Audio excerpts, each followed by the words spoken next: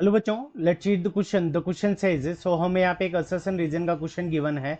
Option first क्या है कि असर्शन ए ट्रू है, रीजन आर ट्रू है and reason R is correct explanation of assertion A.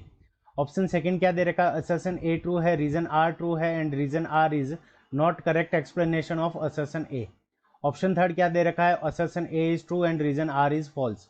And option fourth दे रखा है, assertion A is false and reason R is true. So हमें assertion क्या गिवन है, assertion A the work done by force during round trip is always zero.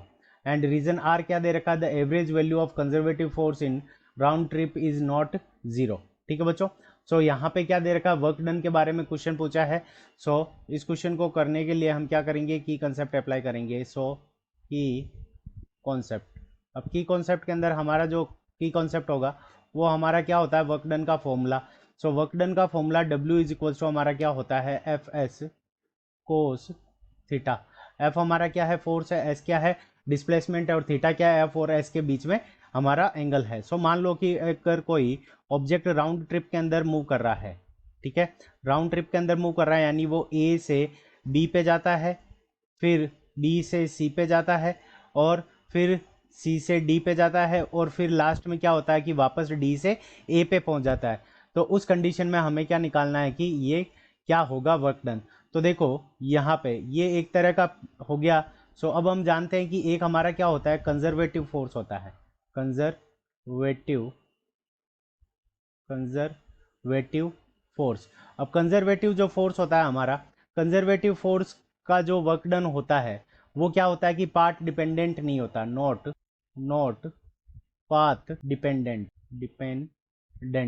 यानी वो हमारा conservative work force का जो वर्क डन होता है वो पाथ डिपेंडेंट नहीं होता, केवल इनिशियल और फाइनल पोजीशन के ऊपर डिपेंड करता है। तो कंजर्वेटिव फोर्स जब हो तो उस कंडीशन में अगर राउंड जब घूम रहा है तो कंजर्वेटिव फोर्स के अंदर जो एस डिस्प्लेसमेंट होगा वो हमारा क्या हो जाएगा, जीरो हो जाएगा। सो एस डिस्प्लेसमेंट जीरो हो जाएगा।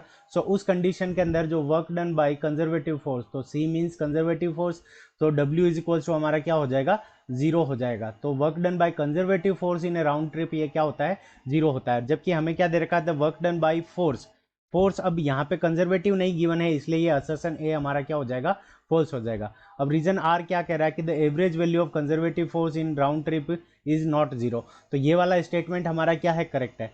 अब कंजर्वेटिव फोर्स के अंदर जो राउंड ट्रिप के अंदर इसकी जो वैल्यू होती है वो जीरो के इक्वल नहीं होती है, ठीक है, क्योंकि यहाँ पे कंजर्वेटिव फोर्स के कारण जो डिस्प्लेसमेंट होता है एस की वैल्यू है, जिसके कारण वर्क डन क्या होता है, जीरो होता है। जबकि जो एफ नेट होता है इसकी वैल्यू क्या होती है, नॉट जीरो के इक्वल होती है, नॉट इक्वल्स टू जीरो।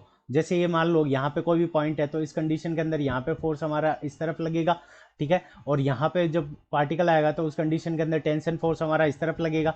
तो इस कंडीशन के अंदर हमारा जो एफ नेट है वो नॉट इक्वल्स टू क्या हो जाएगा, जीरो। तो नॉट जीरो के इक्वल होता है, तो ऑप्शन जो रीजन आर है वो हमारा करेक्ट है।